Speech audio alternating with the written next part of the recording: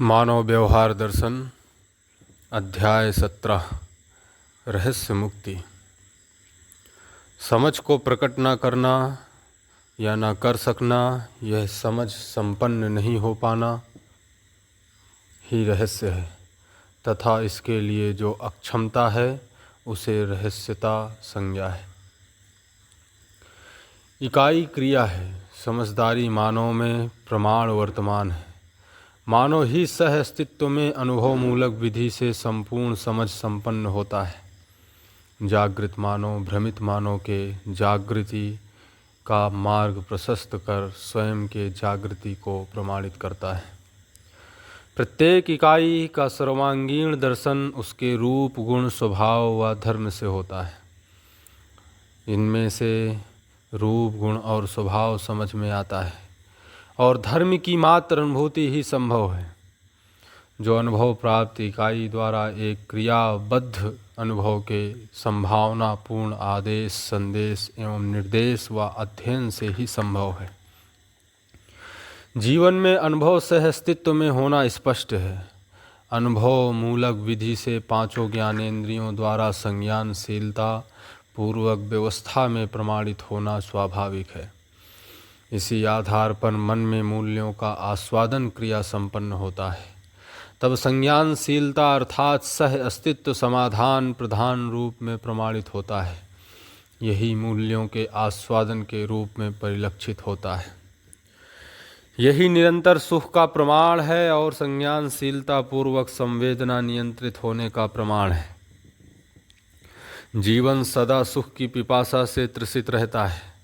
सुख की उपलब्धि के लिए पंचेंद्रियों द्वारा अजस्र प्रयत्न के पश्चात भी उसकी सुख की अक्षुण्णता या निरंतरता न हो पाने के परिणाम स्वरूप ही ऐसे सुख की निरंतरता की संभावना की ओर मानव पुनः प्रयत्नशील होता है। ऐसी संभावना इस सिद्धांत पर है कि जिसका चैतन्य पक्ष जितना जागृत है उसके पूर्ण होने व प्रमाणित होने की उतनी ही संभावना है जिससे सुख की निरंतरता होती है। यही कारण है कि मानव अपने से अधिक जागृत से संपर्क एवं संबंध के लिए प्रयत्नशील रहता है। रहस्यता का उन्मूलन चैतन्य पक्ष बौद्धिक के जागृत के स्तर पर आधारित है। चैतन्य पक्ष बौद्धिक सहज जागृति स्तर भेद से उसकी अवस्थाएं हैं। बौद्धिक विकास पूर्ण जागृति जागृत अर्ध जागृत अल्प जागृत तथा अजागृत भेद से है। इसे ही पूर्ण चेतन अर्ध चेतन अल्प चेतन तथा अचेतन के नाम से भी संबोधित किया गया है। चैतन्य इकाई में मन वृत्ति चित्त बुद्धि व आत्मा ये पांच बल अविभाज्य हैं। मानव के प्रत्येक क्रियाकलाप में बौद्धिक प्रयुक्ति है। यह क्रम से आशा विचार इच्छा संकल्प अस्तित्वानुभूति है। भ्रमवश मन द्वारा संवेदना सापेक्ष आशा वृत्ति के द्वारा आशा के अनुरूप विचार विचार के द्वारा विचार के अनुरूप इच्छा यह इंद्रिय मूलक संवेदनशील प्रणाली है। बुद्धि के आत्म विमुख होने से भ्रमित चित्रण और इच्छाओं का होना पाया जाता है। जागृति में मन की आशा वृत्ति की अनुरूपता में वृत्ति के द्वारा विचार चित्त की अनुरूपता में चित्त की इच्छा बुद्धि के बोधन के अनुरूप तथा बुद्धि आत्मा की अस्तित्वानुभूति अनुभव स्वीकृति पूर्वक सार्थक होती है। फलतः प्रत्यावर्तन परावर्तन क्रियाएं सिद्ध होती हैं। स्थूल शरीर और मन के बीच में आशा, मन और वृत्ति के मध्य में विचार, वृत्ति और चित्त के बीच में इच्छा, चित्त और बुद्धि के मध्य में संकल्प तथा बुद्धि और आत्मा के मध्य में प्रमाण की अपेक्षा रहती है तथा यह आवर्तन क्रिया है। प्रत्यावर्तन परावर्तन के संयुक्त रूप का नाम आवर्तन क्रिया है। यही जागृत जीवन चक्र है। इस प्रकार जीवन में सामरस्यता रहती है। शरीर के लिए मन, मन के लिए वृत्ति, वृत्ति के लिए चित्त, चित्त के लिए बुद्धि तथा बुद्धि के लिए आत्मा, आत्मा के लिए सह अस्तित्व में अनुभव सहज प्रेरकता है। मन के अनुरूप ही स्थूल शरीर का संचालन है। भ्रमवश इनके बीच में आशा बनी रहती है। परंतु वृत्ति मन से विकसित होने के कारण मन की आशा के अनुरूप नहीं बन पाती है और परस्पर विषमता बनी ही रहती है। वृत्ति अपने अनुसार मन और शरीर का उपयोग चाहती है। इसी क्रम से वृत्ति, चित्त, बुद्धि तथा आत्मा में विषमता बनी ही रहती है। यह विषमता ही श्रम की अनुभूति तथा विश्राम की तृषा के लिए कारण सिद्ध होती है। अनुभव मूलक विधि से सहस्तित्व में अनुभव प्रमाण, आत्मा में अनुभव बोध, बुद्धि में बोध, बोधानुरूप चिंतन, चित्त में चिंतन अनुरूप तुलन, न्याय, धर्म, सत्य, वृत्ति में तुलन अनुसार आस्वादन मन में होता है। अनुभवगामी विधि से वृत्ति में उत्पन्न विचारों के अनुरूप मन में आशा का होना तथा उसकी पूर्ति हेतु ही शरीर का उपयोग एवं सदुपयोग करने की चित्त में उत्पन्न इच्छा को कार्य रूप देने हेतु विचार करने की बुद्धि में आत्मानुभव के लिए किए गए संकल्प के अनुसार इच्छा की अपेक्षा का नियंत्रित बने रहना ही प्रत्यावर्तन क्रिया है। आत्मा के मध्यस्थ क्रिया होने के कारण बुद्धि, चित्त, वृत्ति, मन तथा शरीर आत्मा द्वारा अनुशासित तथा नियंत्रित होना अस्तित्व सहज है। इस नियंत्रण के विरोध के क्रम में जो प्रयास है वह ही विषमता को जन्म देता है। मन वृत्ति से, वृत्ति चित्त से, चित्त बुद्धि से तथा बुद्धि आत्मा से आप्लावित रहती ही है। यही जागृति है। फलतः इस क्रम में क्रियाशील होने पर तृप्त होने के कारण उनके क्रियाकलाप में पूर्ण सक्षमता आ जाती है, जिससे श्रम का क्षोभ नहीं होता तथा जीवन के सभी सोपानों में विश्राम प्रमाणित होता है। यही सर्वतोमुखी समाधान और अभ्युदय है। ऐसी स्थिति में शरीर पूर्णतः मन द्वारा नियंत्रित होता है। नियंत्रित अर्थात संज्ञानशीलता के आधार पर संवेदनाएं नियंत्रित हो जाती हैं। जड़ परमाणु ही विकास पूर्वक चैतन्य अवस्था अथवा पद को पाता है। उपरोक्त क्रमानुसार जड़ परमाणु विकास को पाकर चैतन्य पद में जीवावस्था में संवेदनाओं को वंशानुसार पहचानने के रूप में प्रमाणित है। तात्पर्य यह है कि जीवन पुंज के रूप में एक परमाणु क्रियाशील रहता है। जीवावस्था में मन शरीर को जीने की आशा पूर्वक जीवंत बनाए रखते हुए वंशानुसंगीय विधि से कार्य करता है। अतः इसे अजागृत की संज्ञा है। जीवावस्था में बौद्धिक पक्ष अविकसित रहता है। उस अवस्था में मन शरीर द्वारा नियंत्रित होता है तथा वृत्ति और चित्त उपेक्षित रहते हैं। केवल वृत्ति और मन के संयोग की स्थिति में मानव जीवन में कल्पना अथवा स्वप्न का चित्रण कार्य ही संपादित होता है। कार्य व्यवहार में प्रमाणित न होने वाली कल्पनाएं स्वप्न हैं। आत्मबोध पर्यंत मानव के द्वारा जागृत स्वप्न एवं सुषुप्ति अवस्था में कायिक, वाचिक तथा मानसिक साधनों से संपन्न होने वाले समस्त क्रियाकलाप के मूल में अहंकार ही है, अर्थात भ्रमित मान्यताएं ही हैं। भ्रमवश किए जाने वाले असत्य कल्पनाओं को अहंकार अथवा अज्ञान संज्ञा है। जागृति सहज विधि से आत्मबोध होने तक अहंकार का अभाव नहीं है।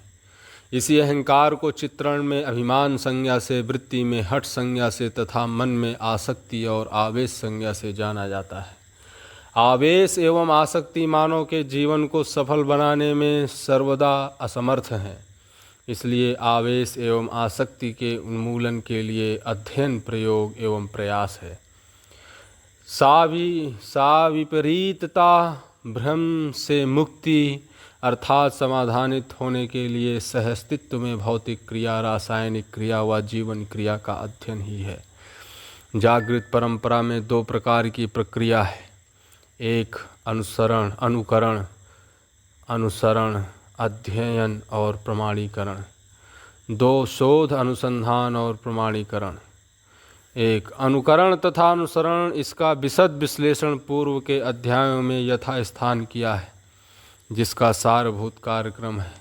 यह जागृत परंपरागत विधि से सार्थक होता है। पहला, न्यायपूर्ण व्यवहार का अनुकरण अथवा अनुसरण करना। दूसरा, समाधानपूर्ण, धर्मपूर्ण विचार में पारंगत होना रहना। उपरोक्त दोनों कार्यक्रमों की दृढ़ता एवं निष्ठा की अपेक्षा में सत्यता की अनुभूति का अधिकार जागृति पूर्वक प्राप्त होता है। फलस्वरूप बुद्धि आप्लावित होती है। 2. अनुसंधान जो आविष्कारात्मक अनुभूति है उसका साधक पूरा अध्ययन करता है। पूरे अध्ययन से तात्पर्य है क्रिया की आरंभिक स्थिति और अर्थात ह्रास की अंतिम स्थिति और विकास व जागृति तक अध्ययन करना। इस अध्ययन से साधक को यह स्पष्ट होता है कि अंतिम से अंतिम ह्रास एक सूक्ष्म परमाणु या इससे भी सूक्ष्म हो सकता है। यह परिणाम कितना भी सूक्ष्म क्यों न हो, अंततोगत्वा क्रिया ही है। अब उससे यह भी स्पष्ट होता है कि समस्त क्रियाएं महाअवकाश में ओतप्रोत हैं। यह महाअवकाश शून्य अर्थात व्यापक वस्तु ही है। इस शून्य की सर्वत्र समान अवस्थिति ही एकमात्र कारण है कि समस्त इकाइयों की क्रिया के लिए समान रूप से प्रेरणा संपन्न रहने के लिए सत्ता उपलब्ध है। ऐसे समाधि तत्पर साधक में ज्ञान विज्ञान विवेक सफल होता है। जिसने संपूर्ण ह्रास विकास को देखा है, स्वयं को देखा है और अपने को सतत विकासशील सृष्टि के किसी विकासांश में पाया। अब साधक यहाँ से विकास की ओर अध्ययन करता है। अध्ययन पूर्वक यह निर्णय में आता है कि विकास का चरमोत्कर्ष व्यापक सत्ता में समूची क्रियाएं अनवरत क्रियाशील हैं। इसी व्यापकता में अनुभूति योग्य क्षमता योग्यता एवं पात्रता का उपार्जन ही एकमात्र परम पुरुषार्थ है। यही जागृति है। साधक यह भी अनुभव करता है कि यह मात्र उसका अथवा एक साधक का लक्ष्य नहीं अपितु समूचे मानव का अंतिम लक्ष्य है। अतः ऐसी क्षमता योग्यता एवं पात्रता को उपार्जित करने के लिए अमानवीयता से मानवीयता की ओर न्यायपूर्ण व्यवहार पूर्वक स्वयं को अपनी स्थिति में पाता है।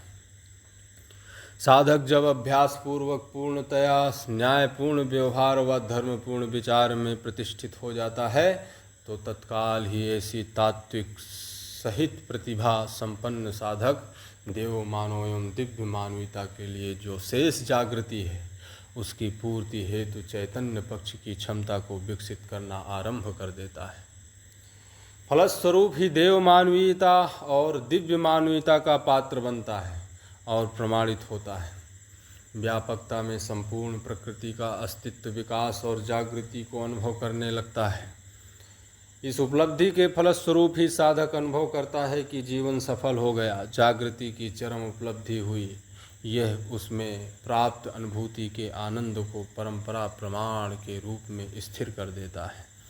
ऐसी उपलब्धि के अनंतर रहस्यता के उन्मूलन की दक्षता व्यवहार में मानवीयता की परिपूर्ण उपादेयता को सिद्ध करने में उसका प्रस्तुतिकरण ही प्रमाण बन जाता है। समाधि का तात्पर्य समत्व से है।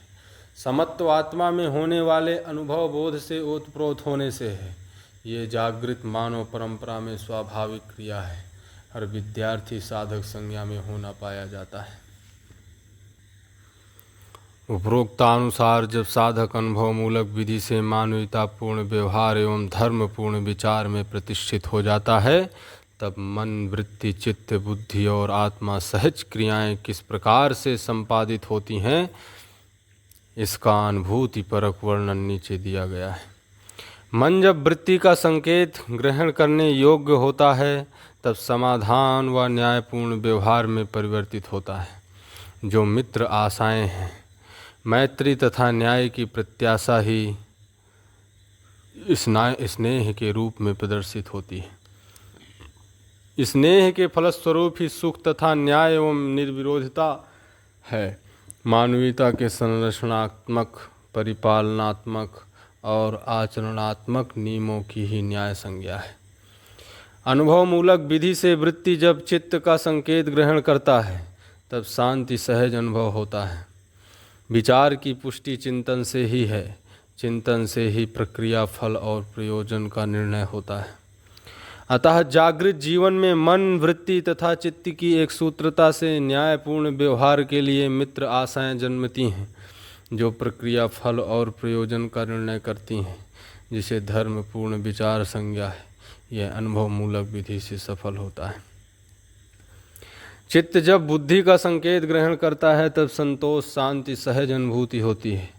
फलस्वरूप स्वायत्त मानव जीवन में जागृति का प्रादुर्भाव होता है, अर्थात मानव स्वतंत्रित होता है। ऐसे स्वतंत्र मानव में अधिक उत्पादन, कम उपभोग तथा अपव्यय का अत्याभाव होता है और वह अधिकाधिक जागृति के लिए प्रेरणा स्रोत होता है। मानव में स्वतंत्रता की तृषा पाई ही जाती है। मन, वृत्ति, चित्त, बुद्धि एक सूत्रता में जब होते हैं तब न्याय, धर्म, सत्य, व्यवहार कार्य में प्रमाणित होता है। बुद्धि जब आत्मा का संकेत ग्रहण करता है तब स्वबोध होता है, यही आत्मबोध है। आत्मबोध से सत्य संकल्प होता है। सत्य संकल्प मात्र सत्यपूर्ण एवं सत्यपूर्ण आचरण ही है।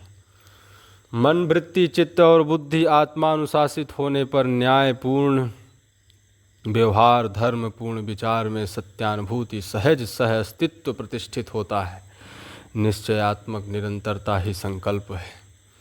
निश्चय सहित चित्रण ही योजना है तथा योजना सहित विचार ही समाधान, सहज अभिव्यक्ति है।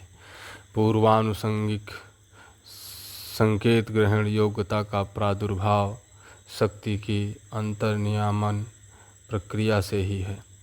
यह व्यवहार का विचार में, विचार का इच्छा में, इच्छा का रितंभ्रा में तथा रितंभ्रा का अनुभव में अथवा मध्यस्थ क्रिया में प्रत्यावर्तन ही है। अपराध के अभाव में दयापूर्ण आशा का प्रत्यावर्तन, अन्याय के अभाव में न्यायपूर्ण विचार का प्रत्यावर्तन, आसक्ति के अभाव में समाधानपूर्ण इच्छा का प्रत्यावर्तन तथा ज्ञान के अभाव में ज्ञानपूर्ण संकल्प का प्रत्यावर्तन होता है। अतः अपराधहीन व्यवहार के लिए व्यवस्था का प्रभाव, अन्यायहीन विचार के लिए अखंड समाज का प्रभाव तथा ज्ञान रहित बुद्धि के लिए अंतर्नियामन अथवा ध्यान आवश्यक है।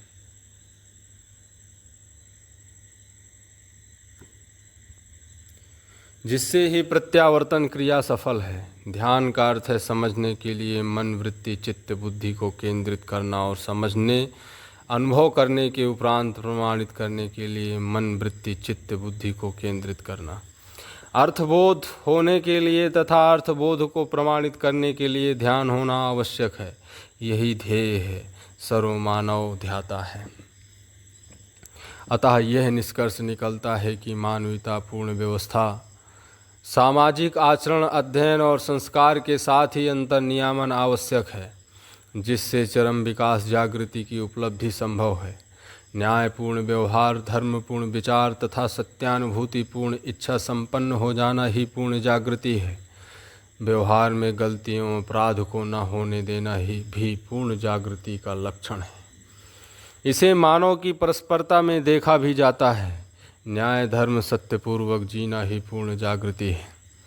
मानव को आध्यात्मिक व्यापक पक्ष, अधिदैविक बौद्धिक पक्ष और आधिभौतिक जड़ पक्ष का दर्शन, अध्ययन व प्रयोग करने का अवसर प्राप्त है। सह अस्तित्व में अनुभव व प्रयोग करने का अधिकार हर नर नारी को प्राप्त है। रहस्य के मूल में अहंकार अथवा भ्रम ही है। सत्यबोध के अभाव में चित्त में होने वाली चित्रण क्रिया में अतिव्याप्ति, अनाव्याप्ति तथा अव्याप्ति दोष का रहना अनिवार्य है। फलतः काल्पनिक आरोप चित्रण में होगा ही। चित्रण में इस काल्पनिक आरोप की अहंकार अथवा भ्रम संज्ञा है। मन में वृत्ति, वृत्ति से चित्त, चित्त से बुद्धि श्रेष्ठ क्रिया है। अतः इसी क्रमिक अधिकार भेद से उनका परस्पर नियंत्रण है। मानवीयतापूर्ण दृष्टि, स्वभाव और विषय पर अधिकार पाने के पश्चात ही देव मानवीयता तथा दिव्य मानवीयता के लिए जो शेष प्रयास है उसे करने में साधक प्रवृत्त होता है। अंतर्नियामन प्रक्रिया द्वारा ही आत्मबोध होता है, जो ध्यान देने की चरम उपलब्धि है। यही पूर्ण जागृति है। ऐसे आत्मबोध, अनुभवबोध से पूर्ण जागृत मानव की पूर्ण जागृति संज्ञा है तथा यही प्रमाण रूप में मानव देव, मानव दिव्य, मानव होना पाया जाता है। आत्मा की ओर बुद्धि का प्रत्यावर्तन होते ही आत्मबोध तथा आत्मा सह अस्तित्व में प्रत्यावर्तित होने पर अनुभव होता है। व्यापक सत्ता में अनुभूति, यही सह अस्तित्व में अनुभूति प्रभावशील होती है। प्रभावित हो जाना ही उपलब्धि है। ऐसी उपलब्धि बुद्धि को आप्लावित किए रहती है। ऐसे ब्रह्मानुभूत आचरण प्रमाण संपन्न इकाई को मानो, देव मानो, दिव्य मानो की संज्ञा है, जो सतत प्रेरणा का स्रोत है। मानो अपनी तथा अन्य मानो, देव मानो, दिव्य मानो, देवात्मा व दिव्यात्मा की प्रेरणा से, अनुग्रह से तथा अनुकंपा से अध्ययन पूर्वक जागृत होना चाहता है, जिससे वह भी देवत्व तथा दिव्यत्व की उपलब्धि कर सके। जागृत मानो अजागृत मानो का मार्गदर्शक है ही तथा मार्गदर्शन करता ही है। सामाजिकता की अपेक्षा उसमें उसके योग्य वैचारिक संज्ञानशीलता से है। वैचारिक परिमार्जन आवश्यक है, क्योंकि सामाजिकता का संरक्षण संपर्कों एवं संबंधों के निर्वाह से है। सामाजिकता का निर्वाह परिमार्जित विचार एवं संज्ञानपूर्ण व्यवहार से ही है। ऐसे परिमार्जित विचार एवं व्यवहार मात्र मानवीयता एवं अतिमानवीयता से संपन्न होने पर ही संभव है। यही जागृति है। जड़ पक्ष पर जागृत मानव सह अस्तित्व सहज संतुलन को बनाए रखने के लिए नियंत्रण करने का अधिकार संपन्न करता है। इसी नियंत्रण ज्ञान सह अस्तित्व में अनुभव सहज क्षमता, योग्यता तथा पात्रता पूर्ण होने पर चैतन्य पक्ष की जागृति प्रमाणित होती है। अन्यथा में उसके द्वारा ह्रास की स्वीकृति ही है। नियंत्रण ज्ञान या सह अस्तित्व की अनुभूति के लिए विचार पक्ष की संयमता, विचार पक्ष की संयमता के लिए चित्त शक्ति का प्रत्यावर्तन, ऐसे प्रत्यावर्तन के लिए दृढ़ता तथा निष्ठा और दृढ़ता तथा निष्ठा के लिए जड़ चैतन्य व व्यापक का निर्भम ज्ञान आवश्यक है। नीचे संक्षेप में जड़ चैतन्य तथा व्यापक सत्ता के बारे में मूल निर्देशक तत्व दिए गए हैं। पहला जड़ मरण धर्मा, चैतन्य अमृत धर्मा तथा व्यापक नित्य धर्मा है। दूसरा अनेक परमाणुओं से गठित पिंड या अनेक परमाणुओं से गठित अवस्था की स्थूल संज्ञा है। तीसरा परमाणु की सूक्ष्म संज्ञा है। चौथा आत्मा की कारण संज्ञा है। पांचवा महाकारण की व्यापक संज्ञा है।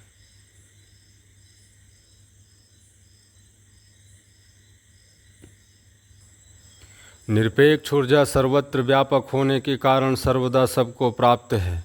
नित्य सह अस्तित्व के कारण पदार्थ अवस्था की इकाइयाँ इसे पाकर सक्रिय, प्राणावस्था की इकाइयाँ इसमें होने के कारण स्पंदित, जीवावस्था की इकाइयाँ इसमें होने के कारण आशान्वित और ज्ञानावस्था की इकाइयाँ इसमें होने के कारण चेतना संपन्न है। उत्तरोत्तर विकसित इकाई में निम्न स्तरीय इकाइयों के गुण विलय रहते ही हैं। ज्ञान का उद्घाटन चैतन्य पक्ष अथवा विचारों द्वारा ही होता है। विचार पक्ष संस्कारों के आधार पर ह्रास और जागृति की ओर गतित है। दूसरों के कष्ट, दुख, वेदना एवं संकट के प्रति मानव में संवेदना होती ही है, जो ज्ञानानुभूति की सक्षमता अथवा संभावना के कारण है। ज्ञानानुभूति की योग्यता मानव के जागृति पर है।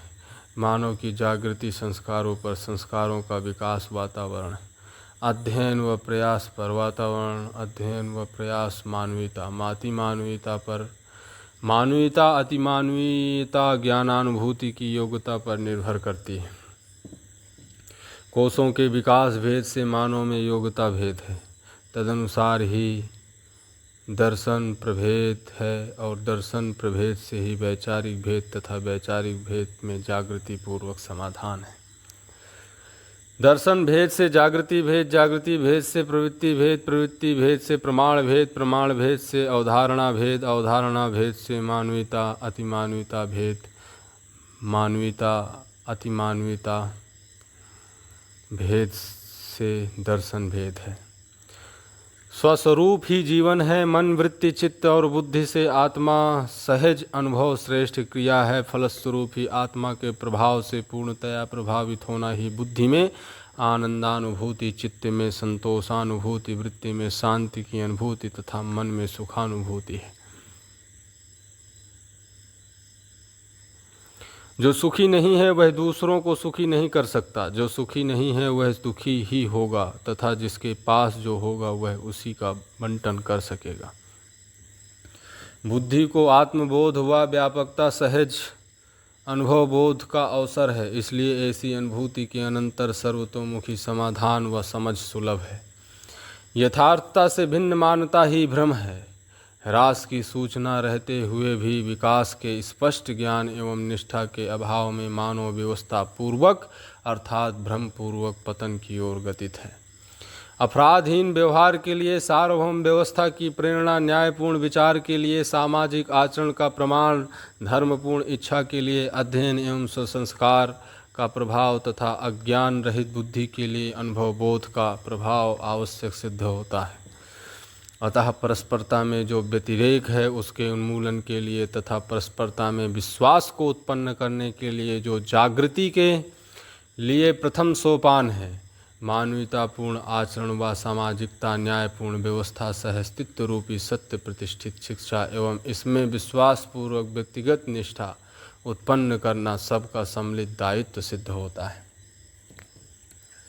भौतिक रासायनिक संसार में रचना विरचना का जो क्रम है वह आवर्तनशीलता के आधार पर सिद्ध होता है। प्रत्येक मानव जागृति ही चाहता है किंतु भ्रम व ह्रास को प्राप्त करता है। इसका कारण मन, वृत्ति, चित्त, बुद्धि और आत्मा के बीच आवर्तन क्रिया एवं उसके प्रभाव व ज्ञान न होना ही है, जो रहस्यता के रूप में मानव मन को उद्वेलित किए रहता है। भ्रांत अवस्था में प्रधानतः 6 प्रकार के आवेशों को पाया जाता है। वे हैं काम, क्रोध, मद, मोह, लोभ, मत्सर। इन सब के मूल में भ्रम है। आवेश ही मानव के लिए दुख का कारण है, यही भ्रम है। आवेश के मूल में हठ, हठ के मूल में भ्रम और भ्रम के मूल में अहंकार है। हठ अपने विचार या व्यवहार से पूर्णतः प्रभावित हो जाना हठ है। काम प्रजनन या यौन संवेदना क्रिया में सुख पाने की प्रवृत्ति की काम संज्ञा है। क्रोध स्वयं की अक्षमता का प्रदर्शन ही क्रोध है। मद असत्यता के प्रति मान्यता की पराकाष्ठा ही मद है। मोह मुग्ध हो जाना ही मोह है। लोभ पात्रता से अधिक विशेष विभूति के प्रति उत्कंठ वांछा एवं प्रयास ही लोभ है। सुविधा संग्रह प्रवृत्ति होना है। मत्सर दूसरे के ह्रास एवं पतन हेतु उत्कट कामना व प्रयास मत्सर है। मन में आवेश, वृत्ति में हठ, चित्त में भ्रम तथा बुद्धि में आत्मा से विमुखता अहंकार ही शरीर मूलक प्रवृत्तियां हैं। और मन में मित्र, आशा, वृत्ति में विचार, चित्त में इच्छा और बुद्धि के ऋतंभरा आत्मा में अनुभव प्रमाण परावर्तन क्रिया है। मन एवं वृत्ति के मध्य में भ्रमित मनःकृत वातावरण के दबाव से दुख तथा इसके विपरीत वृत्ति एवं मन के मध्य में अनुभव मूलक वृत्ति सहज वातावरण के प्रभाव से सुख की उपलब्धि होती है। वृत्ति एवं चित्त के मध्य में वृत्तिकृत वातावरण के दबाव से अशांति तथा इसके विपरीत चित्त एवं वृत्ति के मध्य में अनुभव मूलक चित्त सहज वातावरण के प्रभाव से शांति की उपलब्धि होती है। चित्त एवं बुद्धि के मध्य में चित्तकृत वातावरण से असंतोष तथा इसके विपरीत बुद्धि एवं चित्त के मध्य अनुभव मूलक बुद्धि सहज वातावरण से संतोष की उपलब्धि होती है। बुद्धि एवं आत्मा के मध्य में आत्मा का ही वातावरण होना पाया जाता है, क्योंकि आत्मा मध्यस्थ है। यह वातावरण प्रभावपूर्ण रहता है तथा आत्माभिमुख बुद्धि सहस्तित्व में अनुभव सहज आनंद की अनुभूति रहना पाया जाता है। इस प्रकार यह स्पष्ट हुआ कि जागृत जीवन में मन और वृत्ति के योग से सुख, वृत्ति और चित्त के योग से शांति, चित्त व बुद्धि के योग से संतोष तथा बुद्धि और आत्मा के योग से आनंद की अनुभूति होती है। यही जागृति है। जागृत जीवन में आवर्तन क्रिया में आत्म सत्ता का बुद्धि में, बुद्धि सत्ता का चित्त में, चित्त सत्ता का वृत्ति में तथा वृत्ति सत्ता का मन में पूर्णतः अवगाहन होता है। क्योंकि मन से वृत्ति, वृत्ति से चित्त, चित्त से बुद्धि और बुद्धि से आत्मा श्रेष्ठ है, जो जागृति मूलक आवर्तन क्रम के अनुसार आनंद, संतोष, शांति और सुख के रूप में प्रमाणित होता है। आत्मा मध्यस्थ क्रिया होने के कारण प्रभावी ही रहता है, क्योंकि दबाव सम विषम में ही है। अनुभव प्रभाव मध्यस्थ होने के कारण दबाव मुक्त है। अनुभव सहज नित्य प्रभाव ही है। आत्मा मध्यस्थ क्रिया है। मध्यस्थ क्रिया का वातावरण भी मध्यस्थ है। यही कारण है कि आत्मा तथा उसके वातावरण पर्यंत सम तथा विषम का दबाव नहीं पड़ता है। सत्ता व्यापक है, इसलिए वह दबाव का कारण सिद्ध नहीं होता।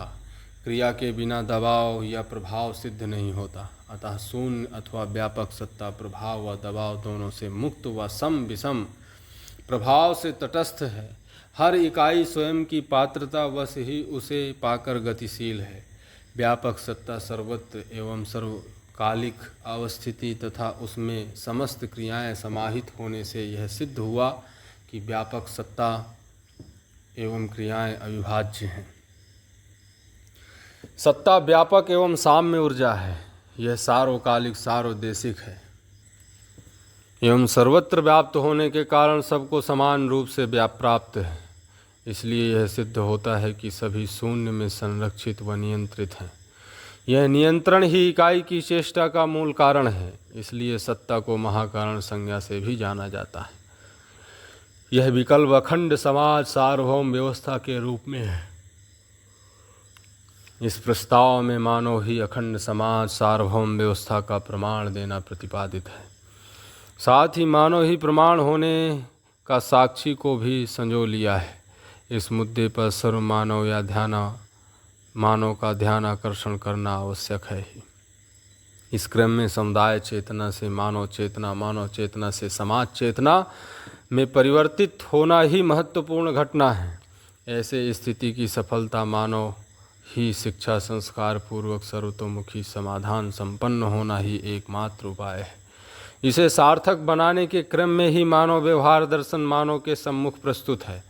इस प्रकार समग्र विकास और जागृति को परंपरा में प्रमाणित करने हेतु एकमात्र इकाई मानव है, क्योंकि अस्तित्व में केवल मानव ही दृष्टापद प्रतिष्ठा में है। भ्रमित मानव के द्वारा भ्रमित मानव के 4 ऐश्वर्यों रूप बल पद धन का शोषण होता है। जागृति का वैभव ही अज्ञान का निराकरण है। अविकसिति के प्रति आसक्ति आकर्षण से ही व्यवस्था है जो जागृति को अवरुद्ध करती है। जैसे भ्रमित परंपरा में मानव पशुओं के सदृश जीता देखा गया है। अजागृत जागृत के लिए स्वयं की समझ को प्रमाणित करने के लिए अवसर है। साधन का सदुपयोग ही विकास है और उसका दुरुपयोग ही ह्रास का द्योतक है। विकसित का एक सूत्रवत अनुकरण तथा अनुसरण पूर्वक स्वयं स्फूर्त होना ही और जागृति को प्रमाणित करना ही सर्वमानव का वैभव है। विश्राम या समाधान बौद्धिकता का वैभव है। व्यापकता की कोई सीमा नहीं है। व्यापक वस्तु में सह अस्तित्व रूपी समझ ही समाधान है। इसे प्रमाणित करना ही सर्वमानव का सौभाग्य है। भौतिकता परिणामवादी, बौद्धिकता अमृतवादी तथा आध्यात्मिकता नित्यवादी, जो अनुभव मूलक विधि से अनुभवगामी पद्धति पूर्वक लोक व्यापीकरण सहज है। चैतन्य इकाई के संस्कार भेद से ही उसकी क्षमता योग्यता एवं पात्रता है। क्षमता योग्यता एवं पात्रता के अनुसार ही चैतन्य इकाई ने मानवीयता, अतिमानवीयता और अमानवीयता का उद्घाटन किया है। मानव की क्षमता भेद से क्रम से बोध, दर्शन, कल्पना, आशा, अवस्था, प्रयास, प्रभाव और मानव की क्षमता का द्योतक है। पदार्थ, मन, वृत्ति, चित्त, बुद्धि और आत्मा का नाश नहीं है या अभाव नहीं है। इनमें मात्र विकास और जागृति का ही न्यूनाधिक्य है। पदार्थ परिणामवादी, प्राण तरंगवादी, मन चयनवादी, वृत्ति तुलनवादी, चित्त चित्रणवादी, बुद्धि बोधवादी तथा आत्मा सह अस्तित्व में अनुभववादी तत्व है। आत्मा तीनों कालों में मध्यस्थ क्रिया के रूप में एक सा विद्यमान है। अस्तित्व अपरिवर्तनीय है। इसका आत्मा में अनुभव, बुद्धि में बोध होता है। जागृत मानव में स्वस्वरूप ज्ञान प्रसिद्ध है, क्योंकि सह अस्तित्व में अनुभव होने की क्रिया आत्मा में होना प्रमाणित होता है। यही स्वस्वरूप ज्ञान का तात्पर्य है। इसका बोध बुद्धि में, चिंतन चित्त में, न्याय धर्म सत्य तुलन में और संपूर्ण मूल्यों का आस्वादन मन में सहज सुलभ होता है।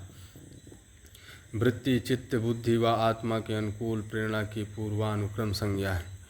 भौतिक रासायनिक वस्तु व सेवा में आसक्ति से संग्रह, लोभ व कामुकता, प्राण तत्व में आसक्ति से द्वेष, मोह, मद, क्रोध, दर्प, जीवत्व जीने की आशा में आसक्ति से अभिमान, अज्ञान, ईर्ष्या और मत्सर, यह अजागृत मानव की प्रवृत्तियां हैं।